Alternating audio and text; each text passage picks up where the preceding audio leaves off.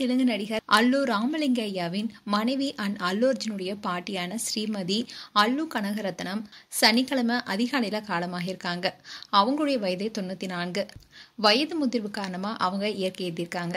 And இவங்களுடைய மறைவு காரணத்தினால ஷூட்டிங்ல இருந்த அல்லு அர்ஜுன் அண்ட் ராம்சரண் 2 பேரன்களுமே ரத்து செஞ்சுட்டு இறுதி சடங்குல பங்கிட்டு இருக்காங்க.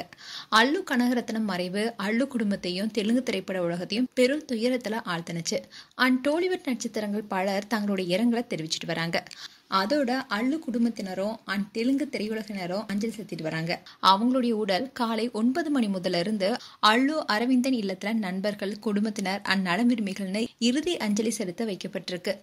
இறுதி சடங்கும் நடந்து முடிஞ்சிருக்கு. அல்லு கனகரத்னம் மறைவு செய்தி பரவியதுமே பல டோலிவுட் பிரபலங்கள், ரசிகர்களும் குடும்பத்தினருக்கு ஆழ்ந்த இரங்கலை தெரிவிச்சிட்டு வராங்க. அண்ட் சன் பிக்சர்ஸ் தயாரிப்புல அட்லி இயக்கத்துல தீபிகா படுகோனுடன் வரவிருக்கும் படப்பிடிப்புக்காக மும்பையில இருந்த அல்லு அர்ஜுன் உடனடியா ஹைதராபாத்துக்கு புறப்பட்டு வந்தாரு.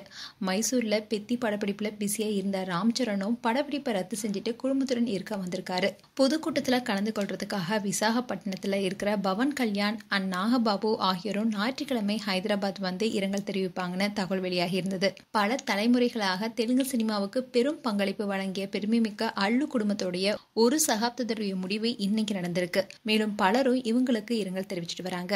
மேலும் உங்களுடைய கருத்துக்களை கமெண்ட் செக்ஷன் சொல்லுங்க. இது போன்ற வீடியோஸை பார்க்க நியூஸ் தமிழ் கிட்ஸ் சேனலை சப்ஸ்கிரைப் பண்ணுங்க. மறக்காம நோட்டிபிகேஷன் பட்டனை கிளிக் பண்ணுங்க.